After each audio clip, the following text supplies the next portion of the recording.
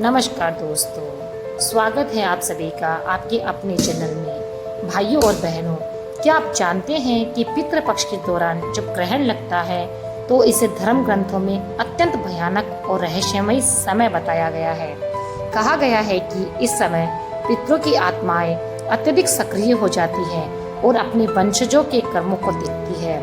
आज हम धर्म ग्रंथों के अनुसार जानेंगे कि पितृपक्ष के समय ग्रहण का भयानक सत्य क्या है और क्यों इस समय कुछ काम बिल्कुल भी नहीं करने चाहिए। तो चलिए फिर जानते हैं पितृपक्ष का महत्व। पितृपक्ष को महालयलक्ष भी कहा जाता है।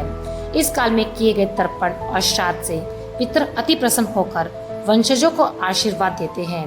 हमारा गरुड़ पुराण कहता है कि श्राद्धे दंते जलम तिला पितरन तृप्ति प्रच्छेति।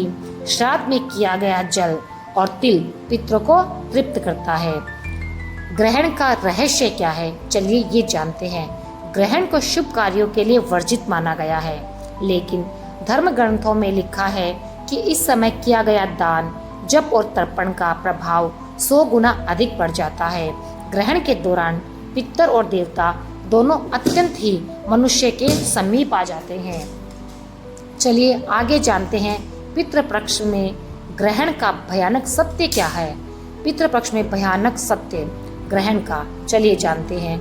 जब पितृपक्ष के समय ग्रहण पड़ता है तो ये सामान्य समय नहीं होता। स्कंद पुराण जो है वो कहता है, ग्रहण काले पितरा स्ववंशानुग्रहात् चरणित। ग्रहण के समय पितर अपने वंशजों के कर्मों की परीक्षा लेने के लिए आते हैं। यदि वंशज इस समय सही कर्म करे न करे तो पितरों का आशीर्वाद रुक जाता है और वंश में कष्ट आने लगते हैं।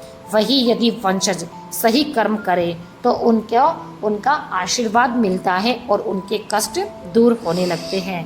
ये वही भयानक सत्य है जिसे अधिकतर लोग अनजान रहते हैं। ग्रहण के समय भूल से भी ना करें ये काम।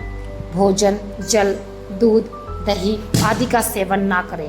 ग्रहण के समय हंसी मजाक, आलस्य और नींद लेना बिल्कुल वर्जित है।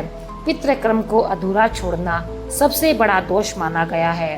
क्रोध, झूठ और अशुद्धता ये सब पितरों के रुष्ट होने का कारण बनते हैं। तो फिर पितृपक्ष में क्या करना चाहिए?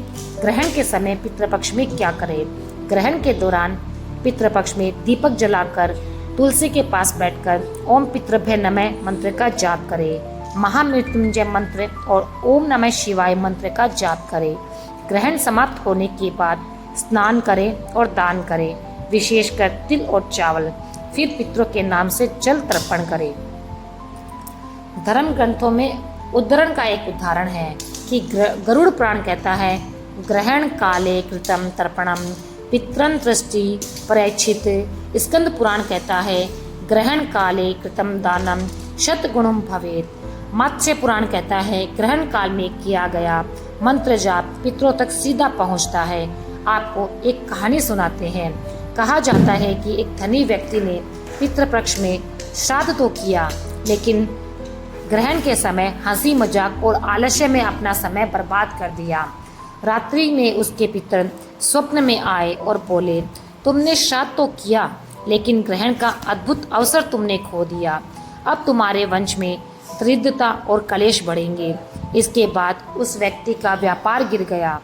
अगले वर्ष उसने पूरे श्रद्धा भाव से ग्रहण के समय में जाप, दान और तर्पण किया।